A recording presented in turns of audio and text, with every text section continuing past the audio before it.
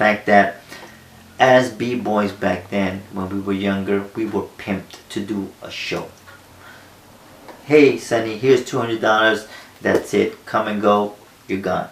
Nowadays, these kids have an opportunity to make their physical body cash in on it and stuff. In other words, be a part of the SAG or be a part of the after. Secure what you work hard to perform. Okay? Market yourself. These kids have no marketing skills. Somebody comes and, hey, yo, listen, my man, for $100 here, 3 hours, $100, come and dance on my video. Boom, cha-ching. The videographers come in, they pimp the kid for a few different moves, and off you go. Same thing for commercials. The kid may have a one-time buyout, not realizing that he should be getting paid per every commercial that comes out. Okay? What I really mean by that is these kids, it's easy to say, I'm done with hip-hop, I can do the moves and I can express myself beautiful, but you have to know that if you want to take it any further to market, you better be prepared yourself. Go to school. That's important. Go to school.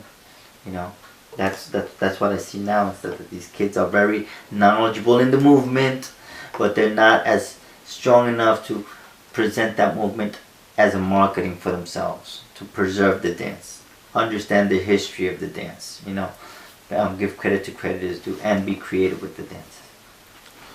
What are you guys currently doing in your communities now to combat these issues that you're talking about?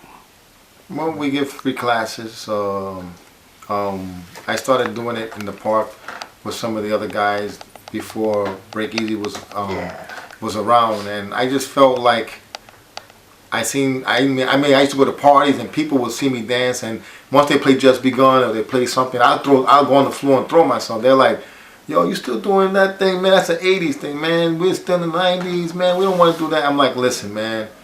That's just always going to be part of me. This is dance, you know what I'm saying? I still do old dances, hustle, whatever. I feel like, you know, if it makes me feel good and I can and entertain a crowd, and because the crowd can't do it, I'm going to shine. You know, that's what it was back then. I wanted to shine back then, I'll shine now, and I'll keep shining 10 years from now, 20 years. If I'm alive, I'm going to keep shining. Because I felt my skills, you know, I don't speak about it, I prove it on the dance floor. Mm-hmm. There's a lot of guys who talk about, oh yeah, I was a good dancer or whatever. You was? Okay, then you need to step aside because you ain't a good dancer yet. Mm-hmm. So this is my show, you know what I'm saying? I'm taking over. It's like a fighter, you know, I'm a boxer myself. If you think you're a champion, you give everybody a title shot, you know. If you're not good, you're not going to get one, you know. So that's how I look at it. I look at it as sports, I look at it as music and everything. And it shows, and when a kid can see an older guy throwing down saying, wow, man, this guy near his 50s and he's rocking this like he's 10 years old. I mean, they're going to look, they will show you more respect, you know, and that brings more people maybe to want to do it. So in the community, I've been giving classes since the early 90s, and Break Easy came from the Marines. He came around, and then his partner was giving classes. And then he came around, we started giving classes, and now we give free classes, you know, since the early 90s. You know, we're trying to just give back to the community as much as we can, you know, and we hope that sponsors or we can get grants to do bigger and better things. But like I said, you know, we go day by day, we have our job, 9 to 5, we have a family, but we try to share a little couple hours to the community for the kids, for those who want to learn. I mean, you're not forced to, but if you come and you learn something, you're gonna learn not only more about dance, but you're gonna learn us by personality, our personality, how we do, how we think, how we feel about others. There's no hate here, you know, and that was show, you know, when a kid sees something positive, he's around negative, he might want to change and say, no, I want to be part of this. So that's a chance you got to take. I might not save the whole world, but if I could save one kid, I'm happy. That's all I ask for, you know. Yeah. That's what I look for. But now there's so many young kids out there who want to learn the history, who want to learn, like I said, and now they're learning. And now I usually try to bring a lot of the old school pioneers who were very important in the game, who really contribute their skills and made up moves, so that these kids could know this is this guy. If it wasn't for him, you won't be doing head spins or windmills or backspin. You know, you can't hate on Rocksteady Crew or none of these guys. You can't. I don't show these kids no hate. I show them to respect those guys. But those guys also have to show these kids respect. because if you call a kid out and you ain't that good, and he put it on you, I think it's time for you to change your attitude, and that's what's wrong. A lot of these older guys, they feel like that these younger kids owe them. They don't owe you nothing. Who owed you was the other guys who robbed you, because you didn't have the history or you didn't have the experience to know the right management. So what you need to do is come back and help these young kids so they don't get robbed and doing commercials or certain gigs and stuff like that. Because I mean, now there's more money than ever. Back then $100 to me was a lot of money. Now kids are winning $50,000. I mean, you could give me $50,000 back then. Man, I'd feel like a millionaire. So it's a different time. It's and just giving back is. I'm just blessed, and I'm willing to always help. I go to different countries, and I teach kids, and I'm just glad to help anybody, any nationality. I don't want it to be a white black thing. I mean, if a white person gonna show me love, and the brother ain't gonna show me love, then I'm not going to hate on that person. I treat everybody the same. And that's how I look at it. That's how I want kids to be. Treat everybody the same, but you still got to help your own kind, because that's where they're really hurting at.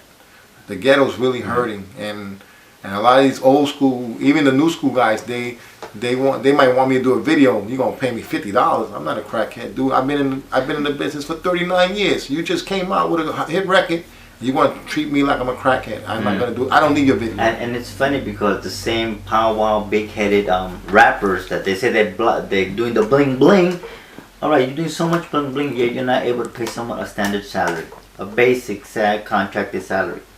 I'm sure that if you had to go sing your do's and do nots and stuff, you'll be crying for the pretty penny for the bling bling that you're trying to raise yourself. So what he's saying about what are we doing in the community? Well, ever since I left my community and joined the service, this was in 1986, and I came back and I rejoined King UpRock, because we came together in 95, and I think was doing it for maybe another 10 years before then. I started networking with him in my old b-boying hood, which is Williamsburg. And since that day in McCarran Park, from summer of 95, presently to date, we've actually taught in Brooklyn, Williamsburg. We went up to the Bronx. We were at Kingsbridge teaching. We went to 81 Catherine Street and Canal Street teaching. We've been to Queens and been teaching.